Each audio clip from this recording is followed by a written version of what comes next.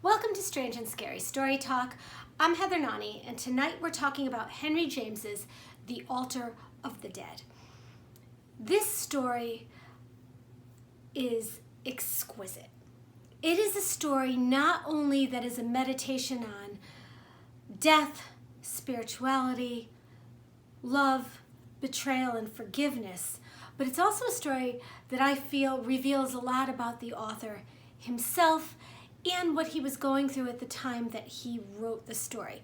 Now, James is an American British novelist, considered maybe one of the greatest English language writers that we've had. Wrote this story in 1894. At the time he wrote the story, James was at a point in his life, in a dark period in his life. He had lost his sister Alice, friends. He was about in his 50s. I'm not going to do the math quickly. I'm probably wrong. But he's at the past middle-age point where he's losing some friends. And it is said that the story was inspired a bit by the suicide of his friend Constance Fenimore Woolson, who really had strong feelings for James. They had a relationship, a friendship. And after the passing of Alice, Constance had thought that James was going to be able to dedicate more time to her, which he didn't. And she ended up falling or jumping out of a window when she was in Venice. And it is said that James felt a degree of guilt over this. Now, there's another interesting aspect to James that I think we have to talk about. Eve Sedgwick, in her 1990 book, The Epistemology of the Closet, wrote that James shouldn't just be considered a dead white male writer, but he was in fact a gay writer, something that his family really tried upon his death to keep a secret.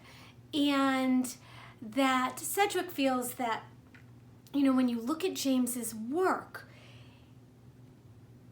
as a homosexual male that was keeping himself in the closet, that was informing the subjects with which he wrote about and the style with which he wrote.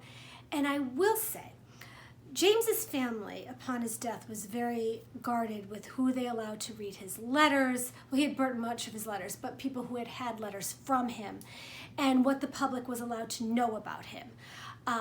They allowed, I believe his name was Leon Edel, to really have access to most of the information about James, most of the letters.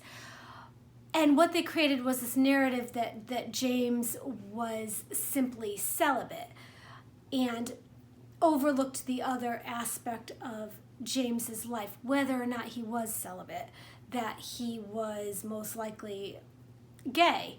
And when you look at this story, I think that's important to keep in mind, because we have, as you know, reading it, we have the two main female characters, his soon-to-be wife, Mary Atrim, that he's never able to consummate the relationship because she passes away before they ever get married, and his fellow worshiper at his altar for the dead. And they have a beautiful relationship, but again, it's never consummated, and it's not until the end that he thinks that he loves her and he has those feelings of jealousy. And we also have the absent character of Acton Haig, who is the friend that betrayed James, that he had such these strong feelings for, but that he cannot allow a candle at his altar for him because of the betrayal. And so I think knowing more about James keeps the reader more informed as they're studying the story. It's unusual to find a story where you have a protagonist and two of the other female characters that he's involved with, and both relationships are never consummated. That said, we're going to leave it there because that doesn't make the relationships seem any less real or any less emotional or strong. And I'm not suggesting that it's more than that, but knowing who James's James's life helps to kind of understand it a little bit more. So we have James. He's supposed to marry George Stransom, the main character, who's supposed to marry Mary Antrim. She passes away, and we have this character that can never get over the loss of her. I think he describes it as his life is like a house where the mistress is forever absent. And I want to talk about just the points in the story that are really so interesting and beautiful. So you have this man that can't get over this loss. The story begins at the anniversary of her death in December, and he's walking through town and he meets his old friend Paul Creston, who was married to a friend of his, Kate. And Paul introduces George to his new wife, and George is utterly appalled by the fact that Paul, who lost his wife, I think it's something like a year or less than a year ago, has so quickly moved on to this other woman who the main George is just repulsed by. And that night he goes home and he starts to think about Creston's wife, Kay, his first wife. And he actually says, like, this was the one woman that if he was ever unfaithful to Mary, which he wasn't, it would be her, that she was a beautiful person. She was a beautiful soul, and she was too beautiful for the man that she married. And he so quickly just discarded her, which I found very refreshing, because I've been on a rant about Hallmark and Disney and how, we just like to kill off the wives and move on with our lives, to have narratives move on quickly. And it's not like that for this character. He believes in eternal love, really. And so it's refreshing from a modern perspective to see that in the story. Anyway, that night, George has this moment after dinner. He's smoking, and he feels like he actually sees Kate, almost like she comes to him. And he starts to think about the dead and how the dead are so ill-used by the living, how they die every day because we simply discard them. Because he was really, truly appalled by his friend Paul's remarriage and just disposal of his previous wife. And so I think it's the next day when George is going to the cemetery to honor his dead fiance, and he's walking home, and he goes into a church and he finds an altar, and that gets it in his head that he wants to build an altar for his dead. And there's also this beautiful moment where he's talking about just the sadness of the day, that sometimes it's at dusk and he's walking away. It's a gray December day. He's walking out of the cemetery and he's talking about how sometimes you just need the lamplight, and the lamplight kind of cures what the daylight can't. And anyone that lives in a place where it's depressing, like in New England where I am, in December and during the winter, you get that. You yearn for the moment that the sun completely drops and the lights come on, because at least they show something other than the dark gray terror of nature. So anyway, we've got George, and he's walking out of the cemetery, and he's walking through London, and finally the lamplight comes in, and he finds this church, and he goes into it. And then he just has this experience with all the candles, and he thinks, that's what I need for my dead.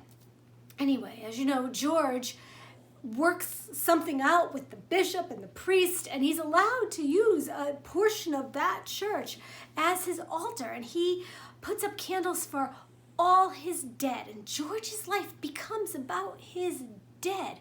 Every person that he loved or cared about gets a candle, obviously centered around Mary, and he goes often, not always, but he notices that there's this other worshiper that comes, and we know that that is the woman that, there's one person, I'm sorry, I have to backtrack, that we know, we have to talk about Acton Haig, that George cannot put up a candle for. This is somebody that had a very powerful presence in George's life. It was a friend. We know that this friend betrayed him. We know that the betrayal was public.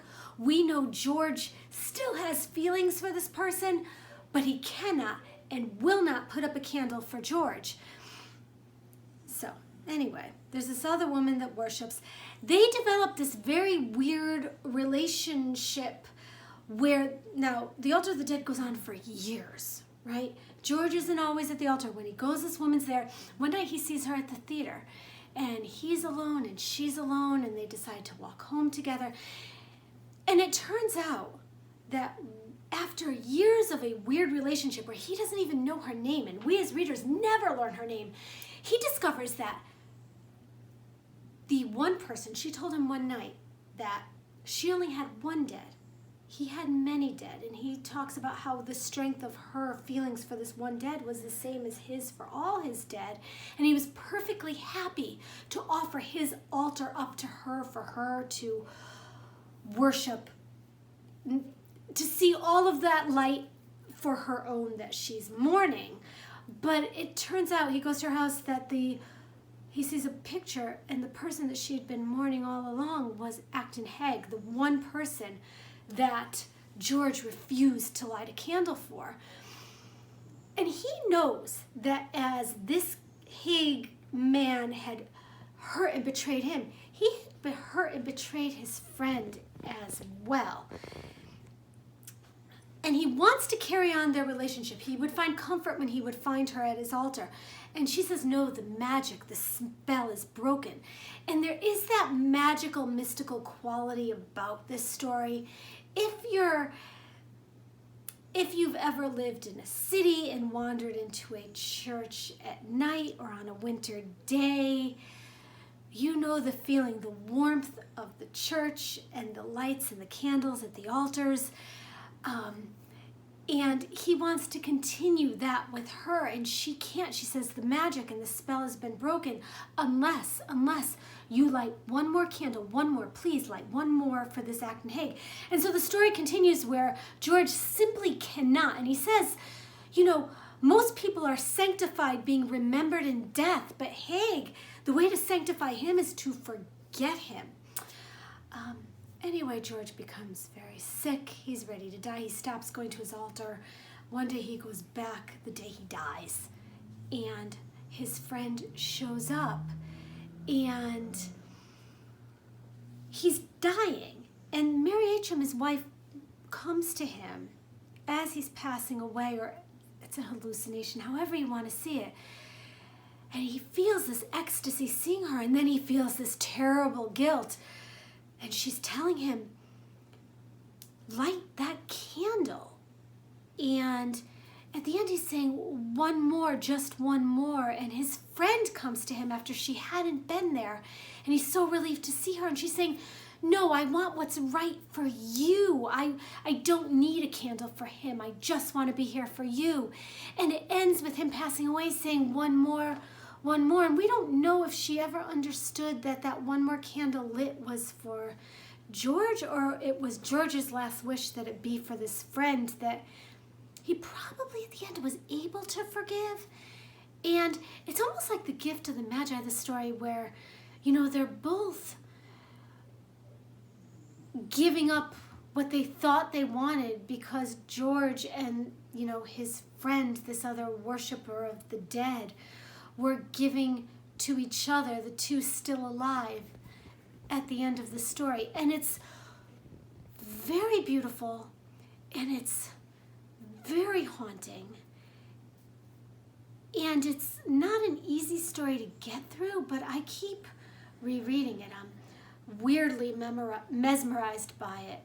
It was written at a point when James's writing had changed from a very kind of, I don't want to say simplistic, but his writing got more and more complex as he got older, intentionally, by design. So this story isn't as difficult to say like The Glass Bowl, but it is,